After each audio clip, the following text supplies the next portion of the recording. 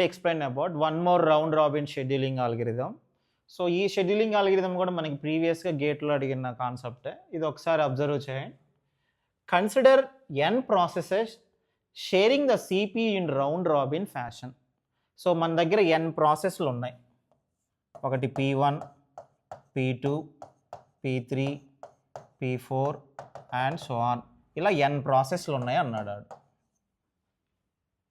If the context switching time is SC units అన్నాడు. Context switching అంటే ఏం చెప్పాను?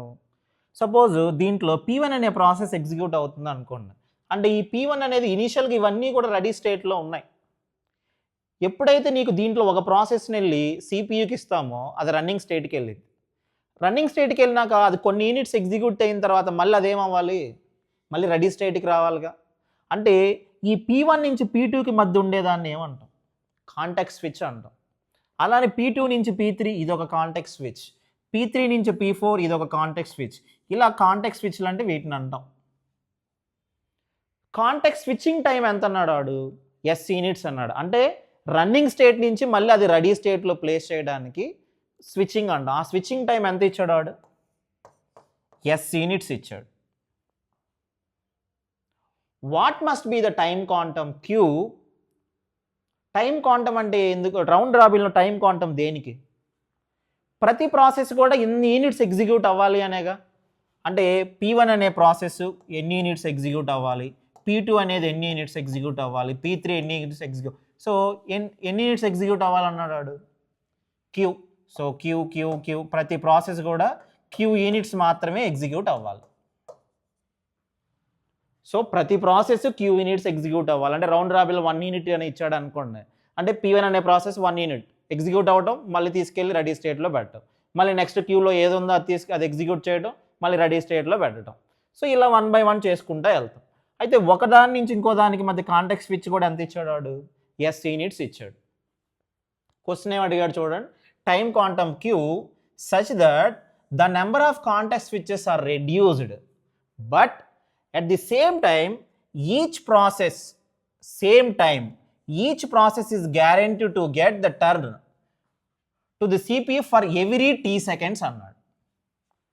అంటే దీని మీనింగ్ ఏంటి? నేను P1 అనే ప్రాసెస్ ఇచ్చాను. అంటే ఫైనల్గా నా దగ్గర P1 నుంచి Pn వరకు ప్రాసెస్లు ఉన్నాయి. ఈ ప్రాసెస్లో P1 ఒక 1 యూనిట్ ఎగ్జిక్యూట్ చేశాను అనుకోండి. ఇప్పుడు ఈ P1ని ఎగ్జిక్యూట్ చేసిన తర్వాత దీన్ని తీసుకెళ్ళి ఎక్కడ ప్లేస్ చేయాలి?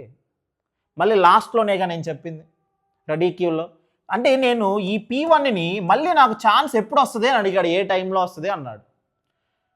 But at the same time each process is guaranteed to get the turn off the CPU for every t seconds. అంటే ఇక్కడి నుంచి ఇక్కడికి వాడు t సెకండ్స్ లోపు టైం పడుతుంది అన్నాడు. ప్రతి ప్రాసెస్కేమో టైం క్వాంటమ్ ఎంత ఇచ్చాడు? Q యూనిట్స్ ఇచ్చాడు. అంటే టైం క్వాంటమ్ మన పాయింట్ ఆఫ్ వ్యూలో 1 యూనిట్ 2 యూనిట్స్ అలా. సో ప్రతి ప్రాసెస్ ఈ యూనిట్స్ అని ఎగ్జిక్యూట్ చేస్తాం. ఒక ప్రాసెస్ నుంచి ఇంకో ప్రాసెస్కి కాంటెక్స్ట్ స్విచ్ కూడా ఇచ్చాడు. ఈ ప్రాసెస్ కొన్ని యూనిట్స్ ఎగ్జిక్యూట్ చేసిన తర్వాత దీనికి మళ్ళీ ఏమవ్వాలి? అది వెళ్ళి రెడీ క్యూలో పెడతాం.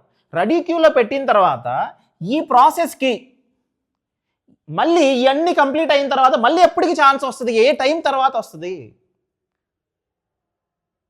సపోజ్ ఇవన్నీ 1 యూనిట్ ఉన్నాయి అనుకోండి. అన్ని బస్ టైమ్స్ ఒక 2 ఉన్నాయి అనుకోండి. ఏది కంప్లీట్ అవ్వదుగా మిడిల్లో? అన్ని 1 అంటే ఒక 10 ప్రాసెస్లు ఉన్నాయి అనుకోండి. ఇంకా వర్స్ట్ కేసులో ఆలోచిద్దాం. P1, P2, P3, P4 4 ప్రాసెస్లు ఉన్నాయి. ఈ P1 అనేది ఒక 1 యూనిట్ ఎగ్జిక్యూట్ అయినాక మళ్ళీ P1 లాస్ట్లోనే ప్లేస్ చేస్తాం. అయితే వాడేమి అడిగాడు? ఈ P1 అనేది మళ్ళీ ఛాన్స్ ఎప్పుడు వస్తుంది, ఏ టైం తర్వాత వస్తుంది అన్నాడు. అంటే ఇవన్నీ కంప్లీట్ అయిపోతేనే కదా దానికి P1కి మళ్ళీ ఛాన్స్ వచ్చేది. ఎప్పుడు కంప్లీట్ అవుతాయి ఇవన్నీ? అంటే ప్రతి ప్రాసెస్ ఎగ్జిక్యూట్ అవ్వాలి, అవునా కాదా? ఎన్ని ప్రాసెస్లు ఉన్నాయి P1 నుంచి P1కి మధ్యలో? ఇప్పుడు నేను మొత్తం ఎన్ని ప్రాసెస్లు తీసుకున్నాను చెప్పండి? 4 ప్రాసెస్లు తీసుకున్నాను, అంతేనా? ఈ 4 ప్రాసెస్లు తీసుకుంటే నీకు మధ్యలో ఎన్ని వచ్చాయి? 3 వచ్చాయి. కానీ నీకు ఈ ప్రాసెస్ నుంచి ఈ ప్రాసెస్కి వెళ్ళాలంటే కాంటెక్స్ట్ స్విచ్లు జరగాలా లేదా? ఎన్ని కాంటెక్స్ట్ స్విచ్లు వస్తున్నాయి? ఇదొక కాంటెక్స్ట్ స్విచ్, ఇదొక కాంటెక్స్ట్ స్విచ్, ఇదొక కాంటెక్స్ట్ స్విచ్, ఇదొక కాంటెక్స్ట్ స్విచ్. కాంటెక్స్ట్ స్విచ్లు అంటే నేను మళ్ళీ P1కి ఛాన్స్ అనేది ఎన్ని కాంటెక్స్ట్ స్విచ్ల తర్వాత వచ్చాయి? 4 కాంటెక్స్ట్ స్విచ్ల తర్వాత వచ్చాయి, అవునా? అంటే 4 కాంటెక్స్ట్ స్విచెస్ ప్లస్ ప్రతి ప్రాసెస్ ఎగ్జిక్యూట్ అవ్వాలిగా. అలాంటివి ఎన్ని ప్రాసెస్లు ఉన్నాయి? 3 ప్రాసెస్లు ఉన్నాయి. ప్రతి ప్రాసెస్కి ఎంతో కొంత టైం క్వాంటం ఇచ్చాను, ప్రతి ప్రాసెస్కి ఒక 2 టైం క్వాంటం ఇచ్చాను. Less than or equal to, మళ్ళీ దీనికి ఎప్పుడొకప్పుడు ఛాన్స్ ఇస్తాను కదా, దీని నుంచి మళ్ళీ దీనికి ఇవ్వడానికి వాడు టైం క్వాంటం ఎంతో కొంత ఇస్తాడు. అంటే దీన్ని బట్టి నేను నెంబర్ ఆఫ్ ప్రాసెస్లు ఎన్ని తీసుకున్నాను? 4 ప్రాసెస్లు తీసుకున్నాను. 4 ప్రాసెస్లు తీసుకుంటే నీకు ఎన్ని కాంటెక్స్ట్ స్విచెస్ వచ్చాయి?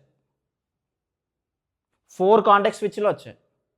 కానీ ఎన్ని ఈ ప్రాసెస్ నుంచి ఈ ప్రాసెస్కి మధ్యలో నీకు ఎన్ని వచ్చాయి? ఎన్ని ఎగ్జిక్యూట్ చేస్తున్నావు నువ్వు? 3 ఎగ్జిక్యూట్ చేస్తున్నావు. ప్రతి ప్రాసెస్కి ఎగ్జిక్యూట్ చేయడానికి టైం క్వాంటం ఎంతో కొంత ఇస్తాడు కడతాడు. ఆ టైం క్వాంటం అనేది ఎంత ఇస్తే అంత రాస్తాం. ఈ less than or equal to టోటల్కి ఇక్కడి నుంచి ఇక్కడికి పట్టడానికి ఎంతో కొంత టైం. అప్పుడు దాని ప్రకారం ఇది ఏమైంది చెప్పండి? n ప్రాసెస్లు ఉన్నాయి. నీకు ఇక్కడ 4 ప్రాసెస్లు ఉంటే ఎన్ని కాంటెక్స్ట్ స్విచ్లు వచ్చాయి? 4. అప్పుడు n ప్రాసెస్లు ఉంటే ఎన్ని కాంటెక్స్ట్ స్విచెస్ వస్తాయి? ఎన్నేగా. సో n కాంటెక్స్ట్ స్విచ్లు. కాంటెక్స్ట్ స్విచ్కి టైం ఎంత ఇచ్చాడు వాడు? స్విచ్చింగ్ టైం ఎంత అన్నాడు వాడు? S units. అంటే n ఇంటూ S ఏనా? ప్లస్ ఇన్ని కాంటెక్స్ట్ స్విచ్లు జరిగాయి. ఒక్కొక్క దాంట్లో ఎన్ని ప్రాసెస్లు ఎగ్జిక్యూట్ అయినాయి నీకు? P1 నుంచి మళ్ళీ P1కి వచ్చేదానికి మధ్యలో ఎన్ని ప్రాసెస్లు ఎగ్జిక్యూట్ అయినాయి? n-1గా ఎగ్జిక్యూట్ అయ్యేది. ఇక్కడ క్లియర్గా చూడండి, ఇక్కడ P1 4 ప్రాసెస్లు ఉంటే ఈ P1కి మధ్యలో నీకు ఎన్ని ఉన్నాయి? 4 ప్రాసెస్లే కదా, మళ్ళీ ఛాన్స్ వస్తుంది. అంటే n-1 అంటే 3గా వస్తుంది 4 ఉంటే. అప్పుడు n ఉంటే n-1 ప్రాసెస్లు వస్తాయి. ప్రతి ప్రాసెస్కి ఎగ్జిక్యూట్ అవ్వడానికి ఎంత ఎగ్జిక్యూట్ అవ్వాలి? ఎంతసేపు ఎగ్జిక్యూట్ అవ్వాలి? టైం క్వాంటం ఎంత ఉంటే అంత. వాడు టైం క్వాంటం ఎంత ఇచ్చాడు ఇక్కడ? Q అన్నాడు.